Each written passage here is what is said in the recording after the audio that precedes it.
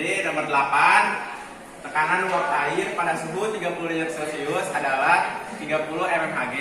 Untuk mendapatkan larutan yang mempunyai tetapan tekanan uap jenuh 15 mmHg pada suhu 30 derajat Celcius, maka dalam 180 gram air harus dilarutkan garam dapur MR 8,5 sebanyak, diketahui derajat pelarut sama dengan 30 mmHg 30 derajat Celcius. Pelarut sama dengan 15 mmHg 30 derajat Celcius. Massa airnya 180 gram, MrNaCl nya 58,5. Ditanya massa garam. Jawab. Fraksi pelarut sama dengan molekul pelarut dibagi molekul pelarut ditambah molekul terlarut. Fraksi pelarut sama dengan 15 dibagi 30 sama dengan 0,5. Nah, molekul pelarut sama dengan massa dibagi air. Massanya 180 gram dibagi 18 sama dengan 10. Fraksi pelarut sama dengan yang tadi molekul pelarut per molekul pelarut ditambah molekul terlarut. Jadi 0,5 sama dengan 10 per 10 tambah molekul terlarut. Jadi 5 ditambah 0,5 sama dengan 10. 0,5 NT sama dengan 5. NT sama dengan molekul terlarut sama dengan 10. Molekul garam sama dengan massa per mr. Massa sama dengan mr dikali n. Massanya sama dengan 58,5 dikali 10 sama dengan 585 gram. Jadi jawabannya adalah E. Nomor 25, tekanan osmotik dari 1000 ml larutan urea dengan mr 60 pada suhu 27 derajat Celcius adalah 2,46 atm. Massa urea tersebut adalah diketahui tekanan osmotiknya 2,46 atm. Suhunya 27 derajat Celcius diubah ke Kelvin. 27 ditambah 273 dengan 3 Kelvin. Dan pelarutnya 1000 ml. MR ureanya 60. Yang ditanya itu massa urea. Jawab, rumus tekanan osmotik itu P sama dengan M dikali R dikali T. P sama dengan ini molaritas rumus itu gram per mr dikali 1000 dibagi volume dikali R dikali T. Nilai tekanan osmotiknya kan udah dikasih tahu 2,46 sama dengan gramnya yang kita cari, mr-nya 60 dikali 1000, volumenya juga 1000 kali R-nya 0,082 dikali 300. 60 kali ke atas 60 kali 2,46 sama dengan 147,6. Dengan ini soalnya habis 0,082 dikali 300 sama dengan 24,6 dikali gram. Maka gram sama dengan 147,6 dibagi 24,6 sama dengan 6 gram. Jadi massa urea adalah 6 gram. Nomor 24, jika tekanan uap murni pada 25 derajat adalah 24 mmHg, tekanan uap larutan urea 10% maka adalah MR ureanya total 60. Diketahui 10% urea sama dengan terdapat 10 gram urea dalam 100 gram larutan. N urea sama dengan gram dibagi R. Ini kan ngomongin udah tahu ya 10 dibagi 60 sama dengan 0,167 mol. N pelarut 100 dikurang 10 dibagi 18. 100 dikurang 10 kan 90 dibagi 18 sama dengan 5. Satuannya mol. X pelarut sama dengan NP per NP ditambah NT sama dengan 5 dibagi 5 ditambah 0,167 sama dengan 5 per 5 tambah 167 itu hasilnya 5,167 dibagi 5 sama dengan 0,968. Ditanya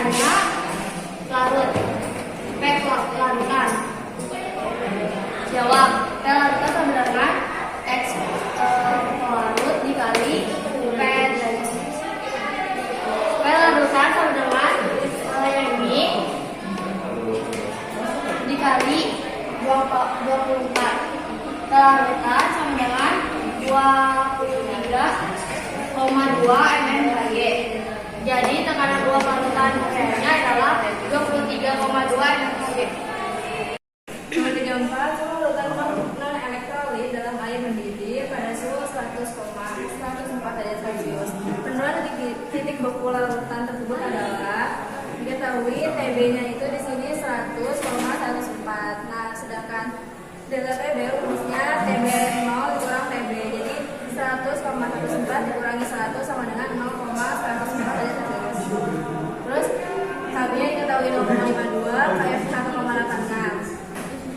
Delta TB sama dengan KB dikali M. Delta TB-nya diketahui 0,104 sama dengan 0,52 dikali M. Dan M sama dengan delta TB dibagi KB hasilnya 0,2 molar. Terus delta TF rumusnya KF dikali M. Delta TF sama dengan KF dimasukin 1,86 dikali 0,2 dari M ini. Terus delta TF sama dengan min 0,372 dari terus. Nomor 40, zat non-elektrolit sebanyak 0,5 gram dilarutkan dalam 100 gram air sehingga titik didih larutannya 0,026 derajat Celcius di atas titik didih air dengan ketetapan KB sama dengan 0,52 derajat Celcius per meter. Massa molekul relatif zat non-elektrolit tersebut adalah diketahui I-nya sama dengan 1 karena larutan non-elektrolit. Delta TB-nya sama dengan 0,026 derajat Celcius, KB-nya sama dengan 0,52 derajat Celcius per meter, Pi-nya sama dengan 100 gram diubah per liter menjadi 0,1 gram. Gram terlarutnya sama dengan 0,5 gram. Dan ditanyanya MR. Jawabannya delta TB sama dengan M dikali KB dikali I. Karena delta TB-nya udah ada 0,026 maka kita sini. Nah, yang dicarikan M, rumus M itu N per KB telarut dikali 0,52 dari KB ini dikali 1 dari I. 0,026 mencari M itu getek gram terlarut per MR per 0,1 gram telarutnya kali 0,52 bisa dari sini. Karena sama dengan 100 gram per mol. Di nomor 27, senyawa non-elektrolit sebanyak 18 gram dilarutkan ke dalam 520 gram air dan larutan ini mendidih pada suhu 100,1 derajat Celcius. Yang ditanya adalah MR, zat tersebut adalah. Jadi di sini kita buat dulu, diketahui gram terlarutnya adalah 18 gram, lalu gram pelarutnya adalah 520 gram, dan larutan non-elektrolit ini titik didihnya adalah 100,1 derajat Celcius. Di sini kita tinggal jawab. Yang pertama kita cari dulu selisih titik didihnya. Nah di sini titik didih senyawa non-elektrolit ini kan adalah 100,1 derajat dikurangi titik didih pada normalnya yaitu adalah 100 derajat sehingga menghasilkan 0,1 derajat Celcius. Selanjutnya kita mencari molalitas menggunakan rumus delta TB sama dengan KB dikali M. Di sini kita sudah diketahui 0,1 delta TB-nya adalah 0,1. Lalu kita masukkan ketetapan titik didih merupakan 0,52 dikali molar. Jadi di sini diketahui molalnya adalah 0,19 molar. Selanjutnya, kita tinggal mencari massa relatifnya menggunakan rumus molalitas, yaitu molalitas sama dengan gram terlarut dibagi massa relatif dikali 1000 per gram pelarut. Di sini kita sudah diketahui massa molalitasnya adalah 0,19 sama dengan 18 per ampere dikali 1000 dibagi 520. Di sini karena hubungannya berbanding terbalik, jadi bisa kita balikan 0,19-nya ada di bawah, sehingga menghasilkan massa relatifnya adalah 180 gram per mol. Sekian. Nomor 35, larutan berikut yang mempunyai titik didih paling rendah adalah yang A, C6H12O6 sama dengan 0,04 M atau non-elektrolit. I sama dengan 1, delta TB sama dengan M dikali I. sama dengan M-nya 0,04, I-nya 1. Jadi hasilnya 0,04. Ini titik didih paling rendah. Yang B, AL2 atau SO4 3 0,01 M. I sama dengan 1 ditambah dalam kurung 5 dikurang 1 kali 1 sama dengan 5. Delta TB sama dengan M dikali I. M-nya 0,01 dikali 5. Jadi hasilnya 0,05. Terus yang C, NaCl 0,03 M. I sama dengan 1 ditambah dalam kurung 2 kurang 1 sama dengan 2.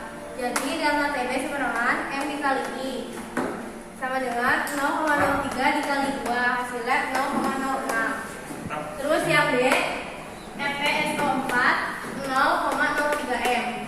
I sama dengan 1 ditambah dalam kurung 2 kurang 1 sama dengan 2. Delta TB sama dengan M dikali I sama dengan 0,03 dikali 2. Jadi hasilnya 0,06. Terus yang E, Pb atau NO3 0,02 M. I sama dengan 1 ditambah dalam kurung 3 kurang 1 sama dengan 3. Delta TB sama dengan M dikali I atau sama dengan 0,02 dikali 3, hasilnya 0,06. Jadi titik didih yang paling rendah adalah yang A, CA6 H12 O6.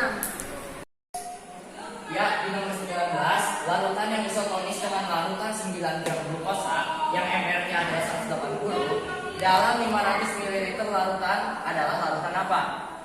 Jadi di sini kita perlu garis bawahi dulu. Isotonis itu merupakan peristiwa di mana ketika tekanan osmotik glukosa sama dengan tekanan osmotik larutan lainnya.